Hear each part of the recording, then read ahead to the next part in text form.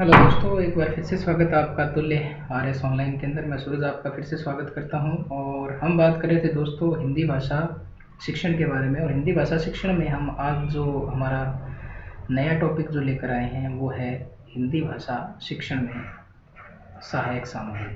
कौन सा टॉपिक रहेगा दोस्तों? आज हमारा टॉपिक जो रहेगा वो रहेगा हिंदी भाषा शिक्षण में सहायक सामग्री। तो हिंदी भाषा शिक्षण में सहायक सामग्री का प्रयोग किस प्रकार से किया जाता है और क्या क्या सहायक सामग्री का प्रयोग किया जाता है उसके बारे में आज अपन डिस्कस करेंगे। तो आइए चलते हैं हिंदी भाषा शिक्षण में सहायक सामग्री के ऊपर। तो देखिए, सबसे पहले हम बात कर लेते हैं भाषा शिक्षण के उपागम। भाषा शिक्षण के उपागम या सहायक सामग्री की जब अपन बात करते हैं दोस्तों, तो भाषा शिक्षण में सहायक सामग्री या उपागम जो है वो दोनों एक ही चीज़ होती है। सहायक सामग्री कहें आप या उपागम कहें, उनको एक ही बात होती है। तो देखिए, भाषा शिक्षण जो है उसमें उपागम से तात्पर्य भाषा शिक्षण की सहायक सामग्री से है। उपागम शब्द जो आप पढ़ते हैं हिंदी भाषा शिक्षण में, उपागम ये हमारा एक टॉपिक भी है, तो उसमें भाषा शिक्षण की सहायक सामग्री से ही आशय होता है। भाषा शिक्षण का जो उपागम है उसको हम 3 भागों में विभक्त करते हैं। कितने भागों में विभक्त करते हैं दोस्तों? 3 भागों में विभक्त करते हैं। हिंदी भाषा शिक्षण जो है हमारा, उसमें जो हमारा उपागम जो रहेगा हमारा, या सहायक जो सामग्री हमारी रहेगी, सहायक सामग्री, वो कितने भागों में रहेगी दोस्तों? 3 भागों में विभक्त रहती है। तो आइए बात करते हैं अपन कौन कौन सी ये भाग रहते हैं।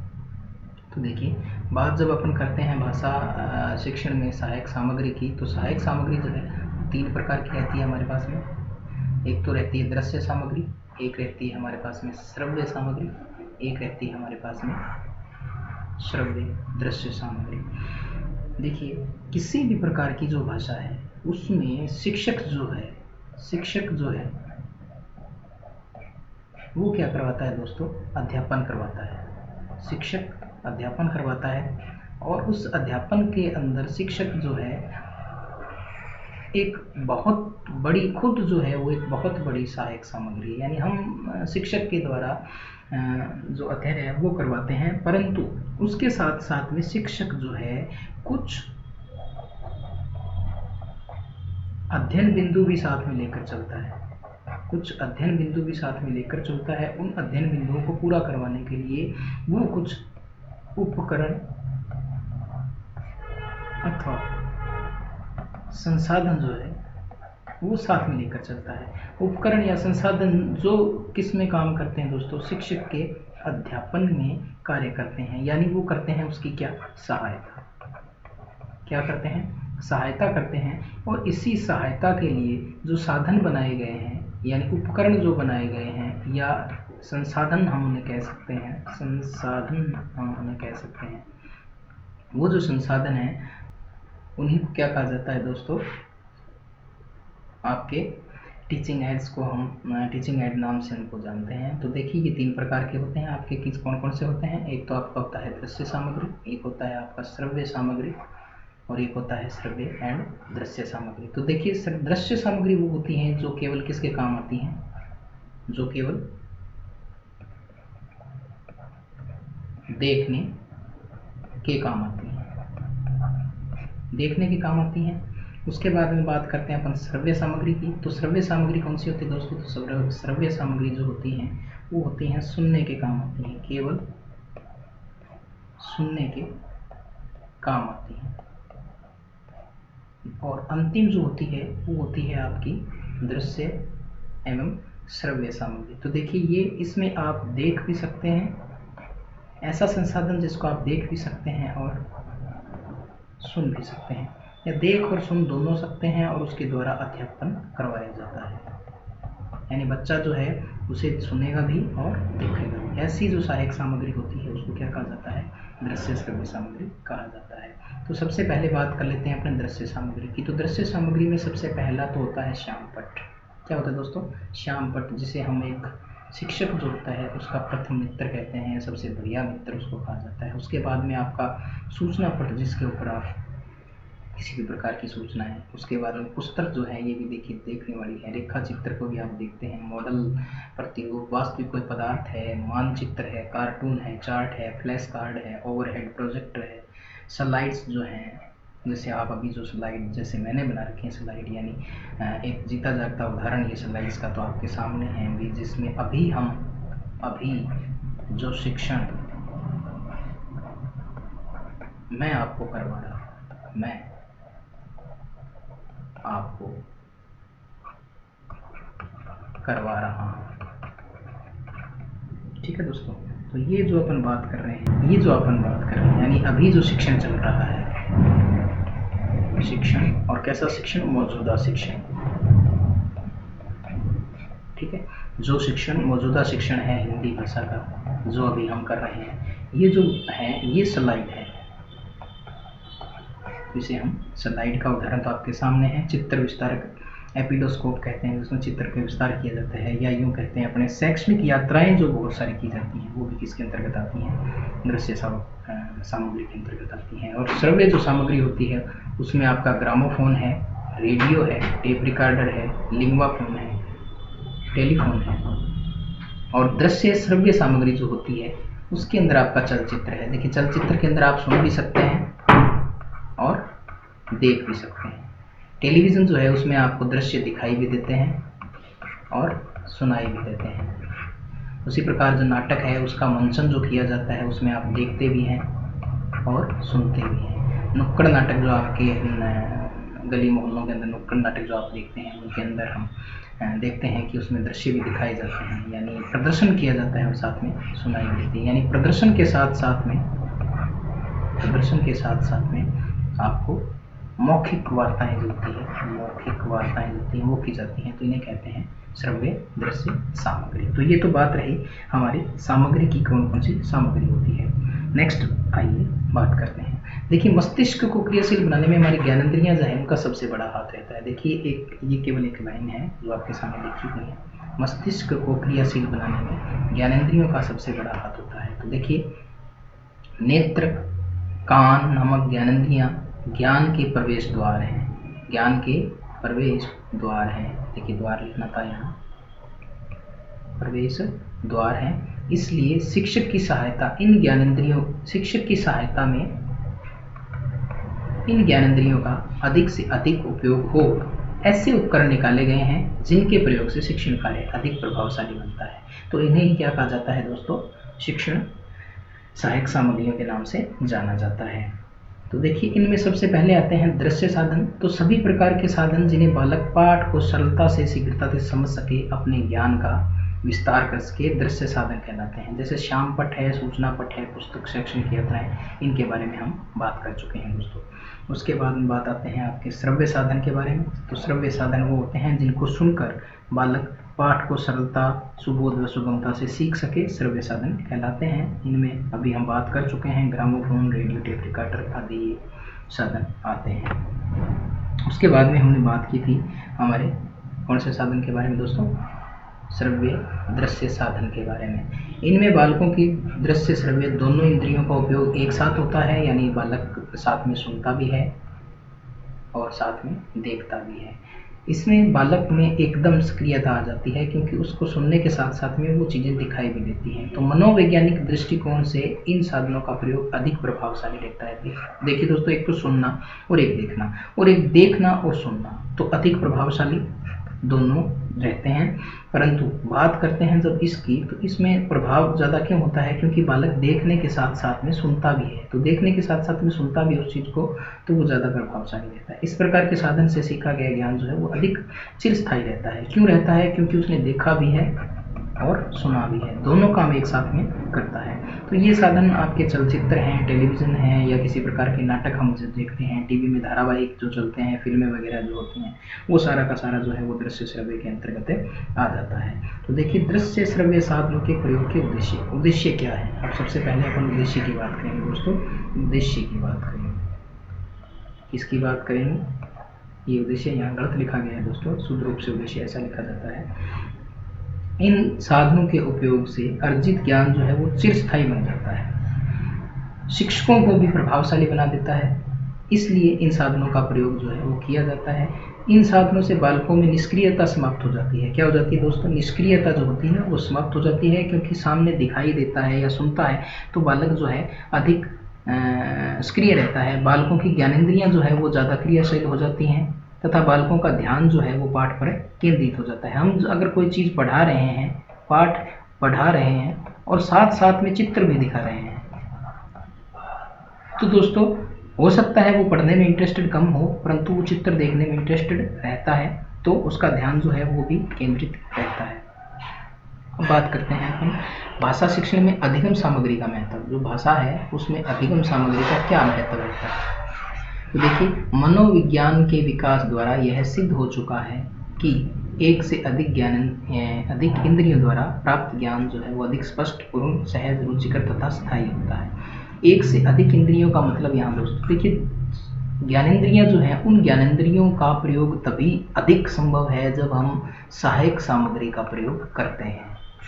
हम क्या करते हैं दोस्तों, सहायक सामग्री का प्रयोग करते हैं तो इन्हीं इंद्रियों के द्वारा करते हैं, और इन इंद्रियों का प्रयोग सहायक सामग्रियों के ऊपर करने से हमारा ज्ञान जो है वो ज़्यादा चिरस्थायी बनता है और ज्ञान अधिक स्पष्ट हो जाता है, पूर्ण हो जाता है, रुचिकर भी रहता है और स्थायी भी हो जाता है। क्योंकि सुनी हुई और कही हुई ये बातें जो हैं, इनके अलावा जब हम उन चीज़ों को स्पष्ट रूप में देखते हैं, स्पष्ट रूप में जब देखते हैं तो वो ज्ञान जो है वो ज़्यादा स्थायी हो जाता है। केवल व्याख्यान में बालक निष्क्रिय हो जाता है। क्या हो जाता है दोस्तों, केवल व्याख्यान जो देते हैं, टीचर अगर किसी प्रकार का व्याख्यान दे रहा है, बहुत लंबा व्याख्यान हो जाता है, तो बालक जो है वो निष्क्रिय हो जाता है और अध्यापक जो होता है वो भी क्या हो जाता है, निष्क्रिय सा हो जाता है। जबकि उद्योतन सामग्री जो होती है हमारी, उद्योतन सामग्री को ही क्या कहा जाता है दोस्तों, सहायक सामग्री। सहायक सामग्री जो भी होती है दोस्तों उसको उद्योतन सामग्री कहा जाता है। तो सामग्री द्वारा पढ़े हुए पाठ में उसे प्रत्यक्ष कुछ देखने, विचार करने तथा अभिव्यक्त करने का अवसर प्राप्त होता है। तो अध्यापक को उद्योतन सामग्री द्वारा शिक्षण कराने पर कम मेहनत कर पाठ को आकर्षक बनाने और अनुशासनक ढंग से पढ़ाने में सुविधा मिलती है। तो ये अध्यापक के लिए ज़्यादा बढ़िया रहता है, क्योंकि वो उद्योतन सामग्री का या सहायक सामग्री का प्रयोग करके और पाठ को अधिक आकर्षक बना सकता है और क्लास में अनुशासन का प्रयोग भी ज़्यादा रहता है। करके सीखने की प्रवृत्ति को इससे बढ़ावा मिलता है तक बालक बिना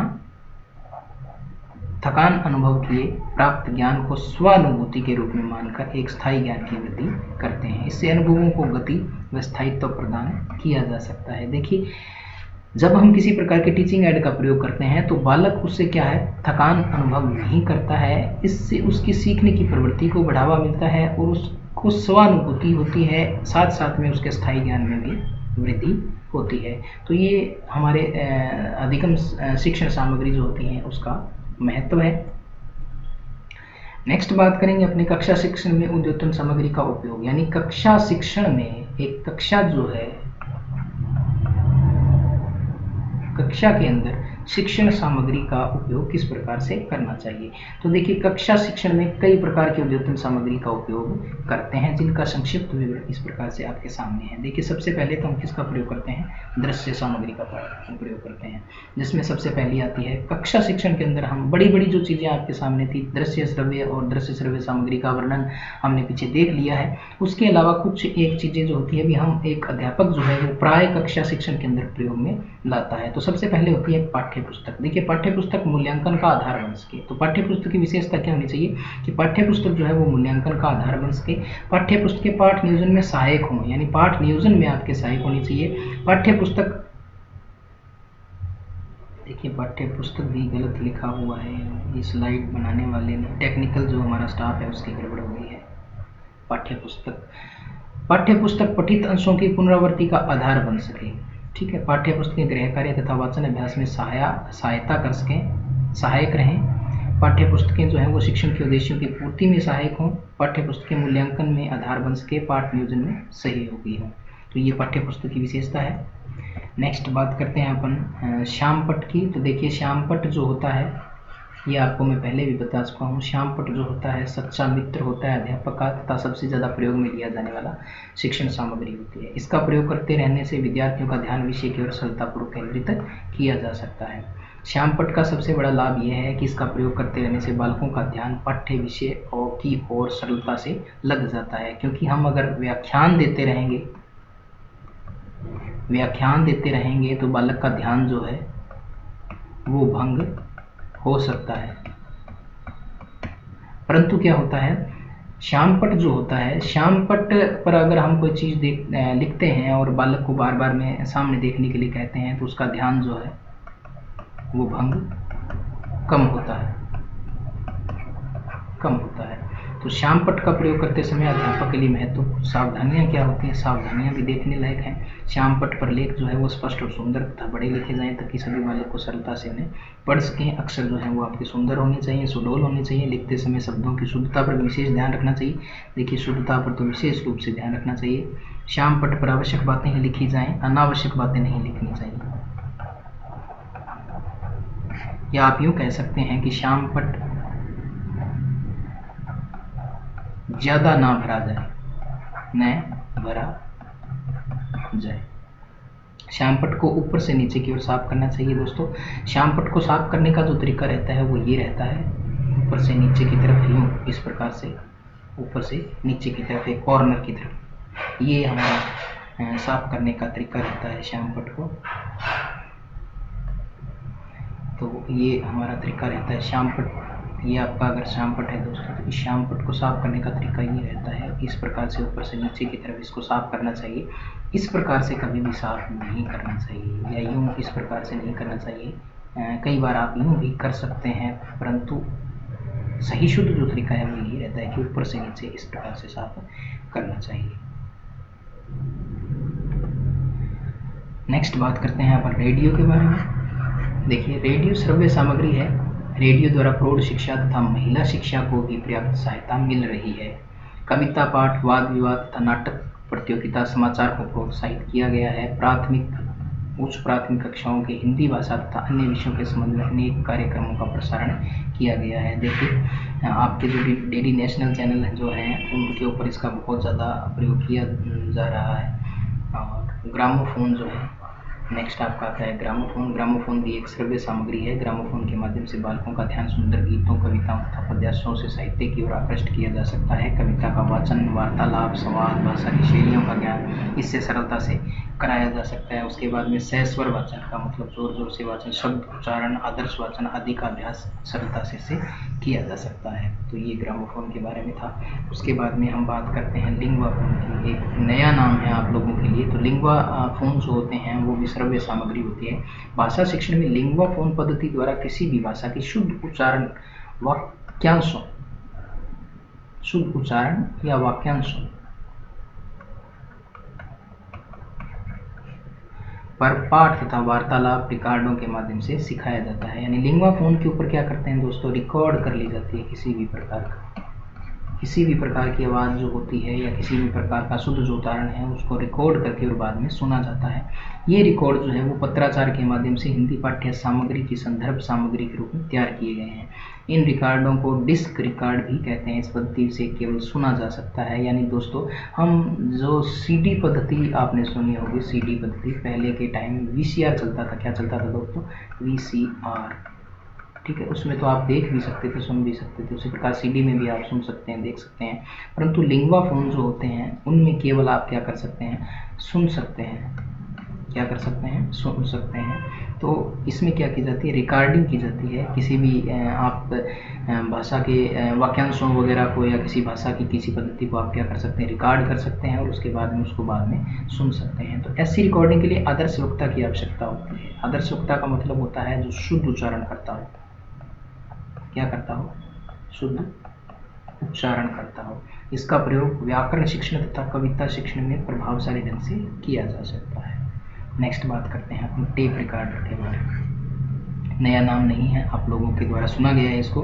तो देखिए, ये भी एक श्रव्य सामग्री है, इसको आप सुन सकते हैं। टेप रिकॉर्डर द्वारा वार्ताएं, भाषण, किसी का कथन या पाठ्य पुस्तक को टेप में रिकॉर्ड कर लिया जाता है। टेप में रिकॉर्ड का मतलब हुआ दोस्तों, जैसे हमने अभी वीसीआर की बात की, तो एक कैसेट टाइप आप उसे कह सकते हैं। कैसेट जो पहले के समय में कैसेट जो होती थी, जिसको हम डैक नाम आपने सुना होगा, एक डैक नाम से, और उस डैक के ऊपर हम स्टीरियो आपने सुना होगा, स्टीरियो सुना होगा, उसके अंदर हम इसका प्रयोग सुनते थे। तो आवश्यकता अनुसार टेप की भी ध्वनि को चाहे जब सुना जा सकता है। भाषा शिक्षण में उच्चारण संबंधी दोष इसके द्वारा सुगमता से दूर किए जा सकते हैं। यानी आप इसको सुन सकते हैं और सुनकर आपके जो भाषा से संबंधित दोष हैं उनको दूर कर सकते हैं। नेक्स्ट बात करते हैं अपन टेलीविज़न के बारे में। बहुत ही आम नाम है ये आजकल, बोलने या गाने वाले की स्पष्ट आकृति टेलीविज़न पर दिखाई देती है। इनसेट 1B के माध्यम से प्राथमिक शिक्षा, उच्च शिक्षा स्तर पर विभिन्न कार्यक्रम हिंदी भाषा में टेलीविज़न पर प्रसारित किए गए। ये इनसेट 1B आपका एक उपग्रह है जिसके द्वारा बहुत सारे चैनल जो कार्यक्रम हैं वो हिंदी भाषा में प्रयुक्त किए जा रहे हैं। वास्तव में टीवी शिक्षण की सर्वोत्तम अधिगम सामग्री मानी जाती है। वास्तव में टीवी शिक्षण को सर्वोत्तम अधिगम सामग्री माना जाता है। अब इसके कारण क्या है कि देखिए, श्रेष्ठ शिक्षाविदों द्वारा अनुभवी शिक्षा शास्त्रियों की शिक्षण कला का भरपूर लाभ संपूर्ण देश में समस्त विद्यार्थीगण समय समय पर प्राप्त कर सकते हैं। श्रेष्ठ पाठों का शिक्षण सीडी बनाकर सुविधा अनुसार शिक्षण का लाभ उठाया जा सकता है। ये आप देखते ही हैं कि हम किस प्रकार से लाभ उठा सकते हैं। भारत के जो बहुत अच्छे शिक्षाविद जो हैं उनके आप रिकॉर्ड किए हुए भाषण या किसी प्रकार की शोध जो है उसको आप सुन भी सकते हैं और देख भी सकते हैं, है ना। तो ऐसा जो है वो आपके किसके माध्यम से किया जा सकता है, टीवी के माध्यम से किया जा सकता है। नेक्स्ट अब अपन बात करते हैं भाषा की। भाषा जो है उसका अर्थ, प्रकृति है, परिभाषा है। शुरू की क्लासेस में हम इनके बारे में बात कर चुके हैं, परंतु आज यहाँ थोड़ा सा और बात कर लेते हैं। तो भाषा शब्द की रचना जो है वो संस्कृत के भाष धातु से हुई। कौन से धातु से हुई? भाष धातु से हुई है, जिसका अर्थ होता है व्यक्तायावाची, यानी भाष धातु से हुई है जिसका मतलब है व्यक्तायावाची, यानी व्यक्त करना, विचारों को व्यक्त करना। तो विचारों, भाव, इच्छाओं को व्यक्त करने की क्षमता रखने वाले वर्णात्मक प्रतीकों की समष्टि को क्या कहा जाता है? उसको भाषा कहते हैं। हमारे एक राइटर हैं भोलानाथ तिवारी।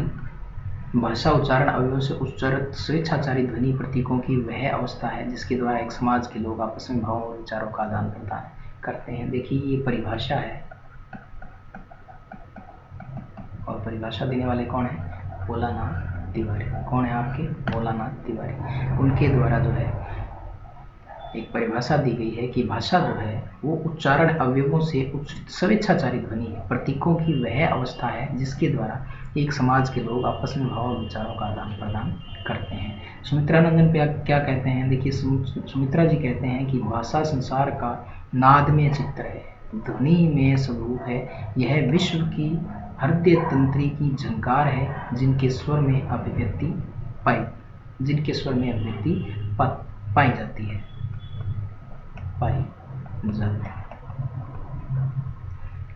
प्लेटो क्या कहता है? प्लेटो कहता है कि विचार आत्मा की एक मूक अध्वन्यात्मक